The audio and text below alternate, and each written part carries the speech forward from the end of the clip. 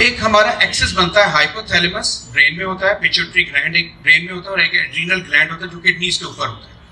ये तीनों मिलके हमें स्ट्रेस के लिए तैयार करते हैं। और जैसे ही हमें स्ट्रेस होता है, एक हार्मोन होता है जिसे स्ट्रेस हार्मोन कहते हैं, आपको बहुत अच्छा पता है, उसे हम कॉर्टिसोल कहते हैं। और कॉर्टिसोल रिलीज होता है और कॉर्टिसोल क्या करता है कि हमारा सबसे पहले तो ब्लड शुगर लेवल बढ़ा देता है। क्योंकि आपने देखा कि अगर आपने नाश्ता नहीं किया हुआ और आप यहाँ बैठे हैं या आपको कोई काम करने पड़े तो बाज़ लोगों ने एक्सपीरियंस किया होगा कि आपके हाथ पांव कांपने लगते हैं, क्योंकि आपको शुगर लेवल ज़्यादा चाहिए होता है और वो फौरन आपके ब्रेन को जो है वो ग्लूकोज प्रोवाइड करता है। लेकिन अगर ये स्ट्रेस क्रॉनिक हो जाए, बढ़ने लग जाए, हर वक्त कॉर्टिसोल लेवल रहे, तो फिर ये ब्रेन डैमेज की तरफ चला जाता है। हमारे दो चीज़ें, एक है फिजिकल हेल्थ, एक है मेंटल हेल्थ। हम फिजिकल हेल्थ पे तो लगे रहते हैं, कोई भी हमारा कॉन्सेप्ट ही नहीं है कि हमने मेंटल हेल्थ को देखना है। हालांकि मेंटल हेल्थ इतनी इंपॉर्टेंट है कि मैं आपको बताऊं कि फिजिकल एक्टिविटी के लिए जितनी एनर्जी चाहिए 12% मेंटल एक्टिविटी के लिए उससे कहीं ज्यादा चाहिए। यानी जब आप पढ़ रहे होते हैं you need more energy. What is our approach to decrease academic stress? Academic stress क्या है आपको मुझसे बेहतर पता है। एग्जाम, आपके होमवर्क्स, आपके सब्जेक्ट, आपका कोर्स, फिर सीआईज, इतना आगे पहाड़ कैसे होगा? मैं सीआईज कर ही नहीं सकता, मुझसे तो ये हो ही नहीं पाएगा। तो पहली चीज आपने जो करनी है वो है self believe in your self, believe in your self, motivation. Budget your time, time minute to minute आपने क्या करना है कि आपने तैयार रहना है कि मैंने क्या करना है, मैंने किस टाइम पे पढ़ना है। अब जैसे कैडेट कॉलेज में हमारा एक स्पेसिफिक टाइम होता था कि इस टाइम पे हमारी प्रेपरेशन यानी प्रेप हम उसको कहते थे, इस घंटे में पढ़ना ही पढ़ना है। रिवार्ड योरसेल्फ बड़ा इंपॉर्टेंट है। रिवार्ड क्या चीज है? आपने कहना है कि मैंने ये चैप्टर पढ़ना है। जब वो चैप्टर आप कर लें और पढ़ लें, जस्ट क्लैप योरसेल्फ, कि आप अपने लिए क्लैपिंग करें।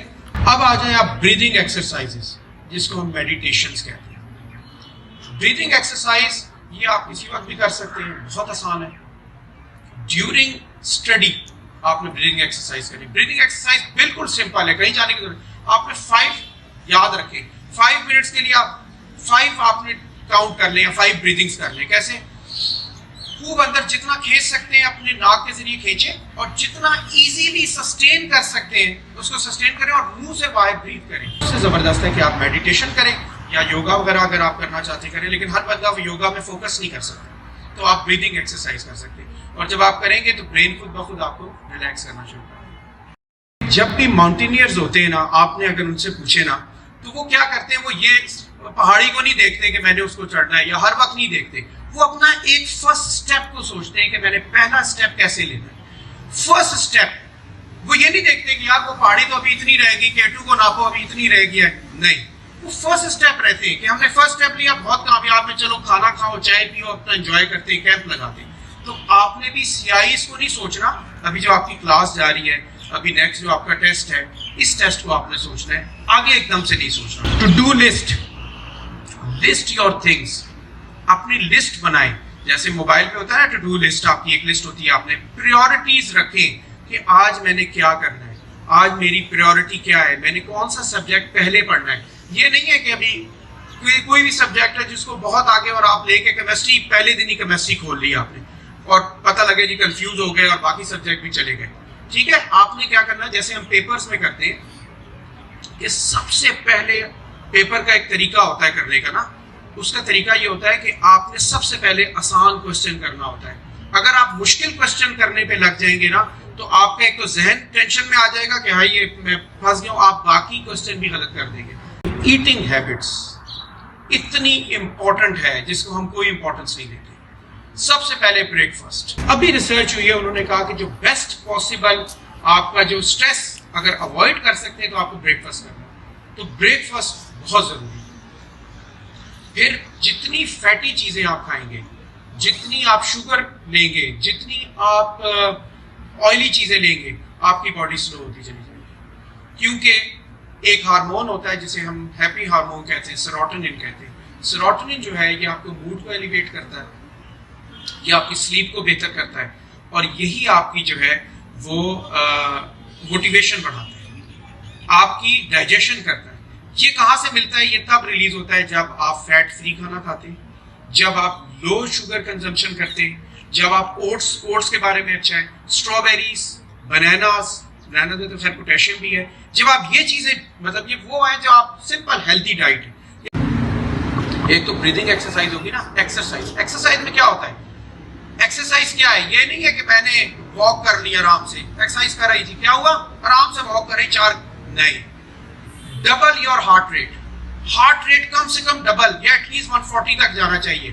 फिर एंडोर्फिन रिलीज होता है, एंडोर्फिन केमिकल्स है। आप ये देखें बॉडी, जब आप इंशाल्लाह मेडिकल में जो लोग जाएंगे वो पढ़ना ही मुसीबत हो जाएगी, इतने केमिकल्स हैं बॉडी में जो हर वक्त चलते रहते हैं। एंडोर्फिन रिलीज होते हैं। एंडोर्फिन क्या करता है? डोपामिन को रिलीज करता है, अनदर हैप्पी हार्मोन। जब आप एंडोर्फिन रिलीज नहीं होगा, सारा दिन बैठे रहेंगे आप, वॉक से रिलीज नहीं होता, एक्सरसाइज से रिलीज होता है।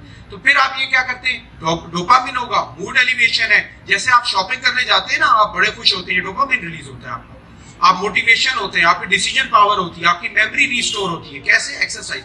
अब उसमें क्या करें? या तो अपनी कोई कम से कम आधा घंटा पर डे वही रिक्रिएशनल एक्टिविटीज आती है। हॉबीज जरूर होनी चाहिए, चाहे स्टैम्प कलेक्टिंग थी, अब मुझे नहीं पता आपको होते भी नहीं स्टैम्प कलेक्टिंग थी, उसमें आप अपना जहन लगाते हैं। फिर कॉइन कलेक्टिंग थी, और अब आपकी और हॉबीज होती हैं। और मैं ये नहीं कह रहा कि गेम्स ना खेलें, आप प्ले स्टेशन अगर कोई है या और कोई गेम है या कोई टीवी प्रोग्राम है, आप देख लें, उसी आधे घंटे में देख लें, देखें जरूर। कोई ड्रामा है उसको देखें, लेकिन देखें जरूर। ये नहीं करना आपने रिक्रिएशनल एक्टिविटी बंद नहीं करनी। वो जिस दिन बंद कर देंगे, पेरेंट्स मेरे पास आते हैं, डॉक्टर साहब ये पेपर है या वो है, ये खेलता जरूर है। मैं कहता हूं ये तो बहुत अच्छी बात है, आप क्या चाहते हैं बच्चा बिल्कुल टेबल के साथ रख के बैठ जाए?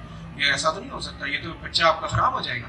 तो आप उसको रिक्रिएशनल एक्टिविटी दें। और कुछ पेरेंट्स ऐसे हैं कि उनके बच्चे अब बिल्कुल ऐसे रहते हैं, नाचते ना, ये इमोशनल साइकोलॉजिकल बिल्कुल स्ट्रेस है उनको, और उनको निकालने के लिए फिर वो क्या करते हैं? वो 1 महीना स्कूल ऑफ करते हैं कि अब हम इसे बाहर लेके जाए छुट्टियों में। तो क्या फायदा हुआ? उससे बेहतर नहीं था कि उन्हें डे टू डे लाइफ में उनको एंजॉयमेंट देते हैं, डेली रिक्रिएशनल एक्टिविटी। आप अपने पेरेंट्स से डिस्कस जरूर करें। वो बंदा बहुत स्ट्रेसफुल होता है जो लेके सारा दिन बस अपने जहन में सोच रहा है, शायद आपसे ज्यादा, क्योंकि देखिए जो रास्ते से गुजरा होता है ना, उसको रास्ते का पता होता है, आप हमेशा उसी से रास्ता पूछते हैं क्योंकि वो उसको एक्सपीरियंस होता है। तो पेरेंट्स को पता है, ये मैं अपना एक्सपीरियंस बता रहा हूँ, आपकी जगह तो मैंने भी बताया 4th क्लास में समझता था मुझे कुछ नहीं आता, मैं बन ही नहीं सकता, मैं पढ़ ही नहीं सकता, ये स्टडीज मेरे लिए है ही नहीं। शायद आप में से कोई हो जिसको अभी भी ये थॉट आती हो, लेकिन मैंने आपको बताया कि निकल गया मैं उधर से, सिर्फ एक मोटिवेशन की वजह से। तो आपने अपने पेरेंट्स से बाउंडिंग बनाए,